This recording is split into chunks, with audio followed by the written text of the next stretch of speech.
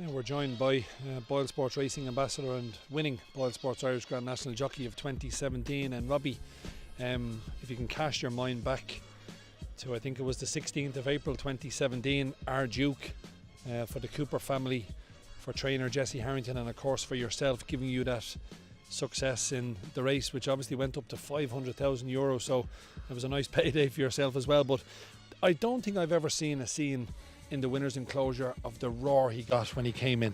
Yeah, no, look, sure, it was the perfect result for a race and for the Irish Grand National. I mean, a horse that was owned by a small family. They bred the horse themselves, and the crowd really got behind him. He was the standout horse in the race. He was the horse that could possibly go on and be a Gold Cup contender next season. So, and thankfully he's gone and done that. But for me to win an Irish Grand National Fairyhouse, my local racecourse, was just unbelievable. And luckily that it was the first year BoyleSports put up to $500,000, so it was even better.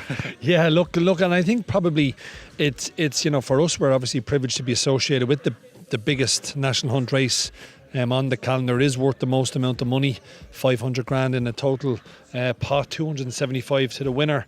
And you had said to me going into the race, I mean, he had the right type of profile. Novices had done well in the race before, and they went some gallop at the start, and he wasn't too far away from it, but by God, he kept galloping all the way to the line. Yeah, he did. I mean, that's what he is. He's got an unbelievably high cruising speed, and my only concern going out was that it was only his fourth run over fences, and I'd said to Jesse that we try and get a nice run around and keep out of trouble, and that's what we did largely for most of the race, and we were very, very happy with the way everything worked out. And it'll just be interesting. Last year a horse rated 136 got in at the bottom for the Irish Grand National. I think this year it's going to be up to 140.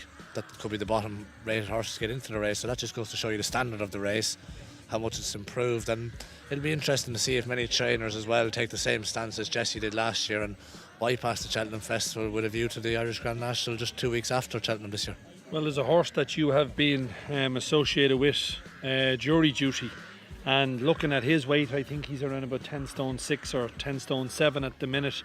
I know he's entered in the 4 miler at Cheltenham, but when you consider the two races and the difference in prize money, maybe that's a race that his owners and trainer might just decide to skip Cheltenham and come to Fairyhouse on Easter Monday. Yeah, look, Jury Duty's been a fantastic horse this season. He hasn't been out of the first two on all his runs. He's won a Grade 2. He was second in a Grade 1 in Leprosy at Christmas. Was second in another Grade 2. He's an improving novice. He has the right profile for the race. I'm sure Gordon and the owners will have a discussion over what they want to do, whether they go to Cheltenham or not. That's up to them, you know. But hopefully for me, they'll stay at home. And looking at it, Robbie, I know our Duke obviously, the first plan is obviously the Gold Cup. You won't be riding him. Noel Feely will be on board that day, but he's top weight. But when you look at some of the horses just below him, Ed Wolf, Irish Gold Cup winner. You've got Outlander in there, and even a horse that for me, he's right down the bottom. I think he's number 42 on the list, is Maldini. A very, very interesting runner. They've pulled him out because of heavy ground.